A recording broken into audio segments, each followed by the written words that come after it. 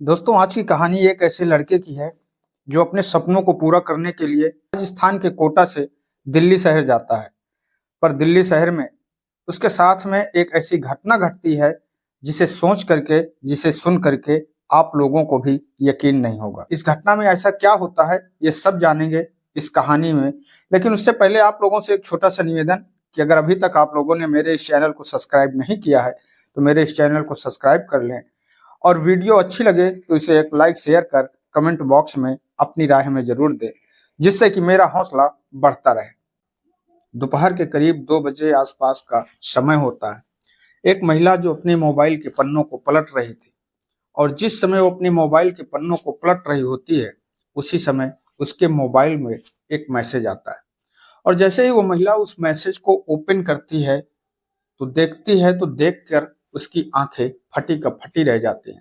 दरअसल दोस्तों, उस मैसेज में एक गंदी फिल्म होती है और वो महिला उस फिल्म को देखने लगती है।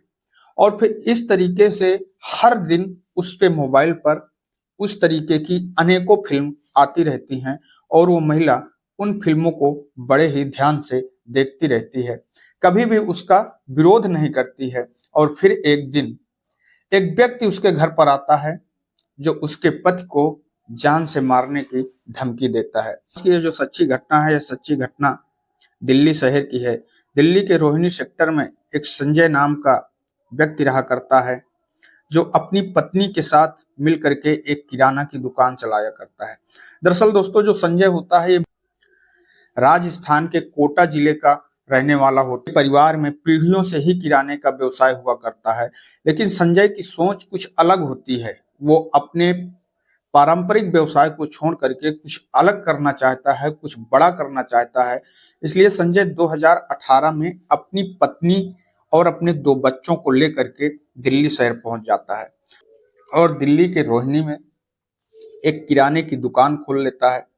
क्योंकि संजय के परिवार में बचपन से ही किराने का व्यवसाय होता था, इसलिए उसे किराने की दुकान का बहुत अच्छा अनुभव होता है और इस वजह से बहुत जल्द उसकी दुकान, उसका वो व्यापार सक्सेस भी हो जाता है और बहुत अच्छे से चलने भी लगता है। संजय की पत्नी जो प्रिया होती है वो देखने में काफी खूबसूरत होती है और वो जितनी खूबसूरत होती है उससे ज्यादा कहीं वो लोगों से मिलनसार भी होती है। उसका जो स्वभाव होता है बहुत ही अच्छा होता है, हंसमुख स्वभाव की होती है, लोगों से मिलने वाली होती है। इसलिए जब कभी कभी संजय थोक काम के लिए, दुकान की सामान लेने के लिए वो बाहर चला जाता है, तब जो प्रिया होती है वही अपनी दुकान की देखभाल किया करती है और वही अपनी दुकान की जिम्मेदारियों को संभाला करती है। पर उसी रोहिणी में एक अजय वर्मा नाम का एक व्यक्ति रहा करता है जो थोड़ा सा क्रिमिनल टाइप का होता है। उसके ऊपर कई मुकदमे दर्ज होते हैं और वो कई बार जेल भी जा चुका होता है। अब जहां पर संजय की दुकान थी, उसी संजय की दुकान से कुछ ही दूरी पर एक मल्टी कॉम्प्लेक्स बन रहा था। मल्टी कॉम्प्लेक्स का जो ठेका था वो उस अजय वर्मा ने ही लिया था। अजय वर्मा को उस मल्टी कॉम्प्लेक्स का ठेका मिल जाता है, तब से वो अपने आप को और बड़ा डॉन समझने लगता है। एक दिन अजय वर्मा जब अपनी कंस्ट्रक्शन की साइट पर जा रहा होता है, उसी समय उसने देखा कि जो प्रिया होती है वो अपनी दुकान पर बैठी है। अजय शादीशुदा होता है, उसके 2 बच्चे भी थे, लेकिन डॉन तो डॉन होता है, फिर वो डॉन ही क्यों जो अय्याशी न करे। इसलिए उसने प्रिया को पाने की अपने मन में ठान ली, क्योंकि जैसे ही वो देखता है कि प्रिया बहुत ही सुंदर है तो प्रिया को पाने की ठान लेता है। अजय एक चैन स्मोकर था, वो सिगरेट पीता था, इसलिए वो जब भी अपनी साइट पर जाता था तो आते जाते अब वो एक सिगरेट लेने के लिए की दुकान पर जाने लगता है। अब जब वो प्रिया की दुकान पर जाता है तो हर रोज उसे प्रिया मिलती नहीं है, इसलिए वो सोचता है कि प्रिया को पाने के लिए उसके पति से दोस्ती करना बहुत जरूरी है।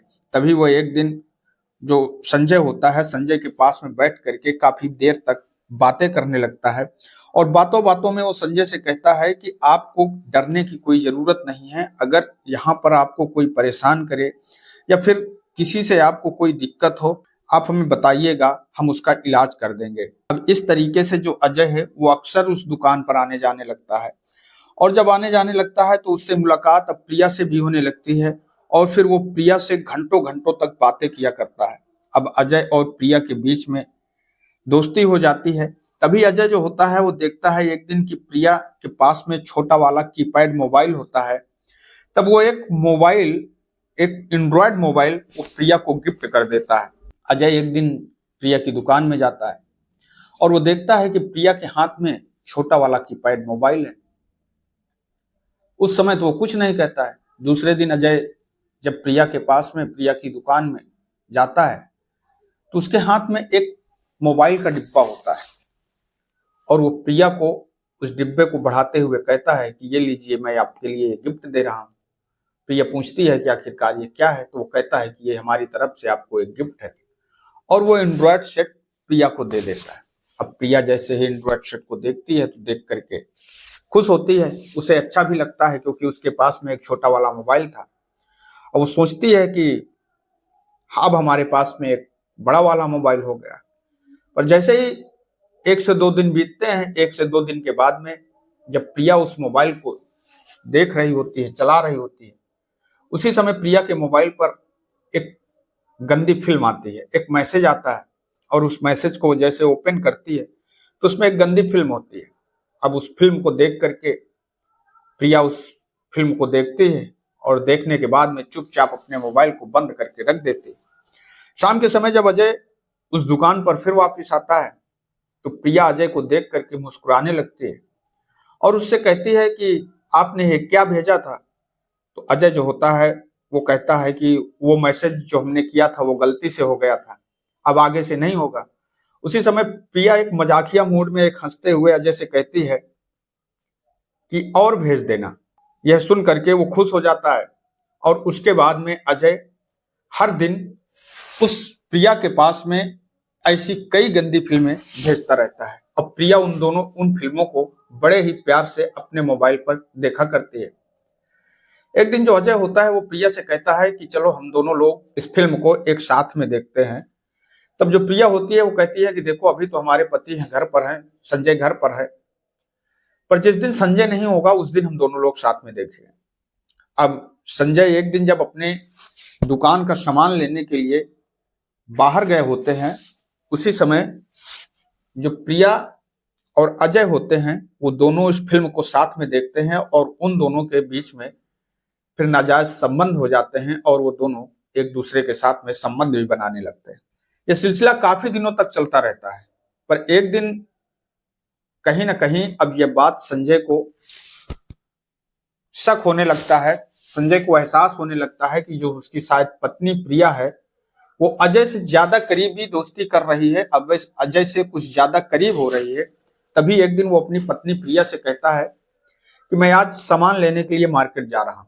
पर जैसे ही वो मार्केट को कह करके सामान लेने के लिए चला जाता है, उसके 2 घंटे बाद ही वो तुरंत वापस आ जाता है। वापस आता है तो वो देखता है कि उसके साथ में उसके घर पर प्रिया और अजय दोनों एक कमरे में आपत्तिजनक हालत में होते हैं। ये देख करके संजय को गुस्सा आता है और संजय अपनी पत्नी प्रिया के ऊपर नाराज होने लगता है। अब अजय संजय को धमकी देता है और उससे कहता है कि अगर आपने ज्यादा कुछ किया तो हम आपको गोली मार देंगे, हम आपको जान से मार देंगे। ये सुन करके अजय घबरा जाता है। जो उसकी पत्नी प्रिया होती है वो संजय से हाथ जोड़कर माफी मांगने लगती है और वो कहती है कि उसकी कोई गलती नहीं है। वो कहती है कि अजय वर्मा ने रिवॉल्वर दिखा करके उसके साथ में संबंध बनाया। अब संजय समझ जाता है कि दिल्ली में रहना ठीक नहीं है, इसलिए वो रातों रात वो अहमदाबाद चला जाता है और वहां जा करके वो एक टिफिन सेंटर खोल लेता है। लेकिन यह चल नहीं पाता है और वो दिसंबर में फिर राजस्थान जयपुर आ जाता है। जो अजय होता है वो जैसे ही प्रिया वहां से चली जाती है तो पागल से हो जाता है और फिर वो संजय का पता और एड्रेस ढूंढता है। उसे पता लगता है कि संजय जो है वो अहमदाबाद में रहने लगा है। तब वो संजय का पीछा करते करते अहमदाबाद तक पहुंच जाता है। पर जैसे ही वो अहमदाबाद पहुंचता है तो उसे जानकारी होती है कि संजय अब राजस्थान के जयपुर पहुंच गया है। तब वो फिर वहां से पीछा करते करते राजस्थान के जयपुर तक आ जाता है और फिर उसकी मुलाकात एक दिन प्रिया से हो जाती है। और जैसे ही प्रिया अजय से मिलती है फिर उन दोनों के बीच में उनके जो पुराने रिश्ते होते हैं वो पुराने रिश्ते चालू हो जाते हैं।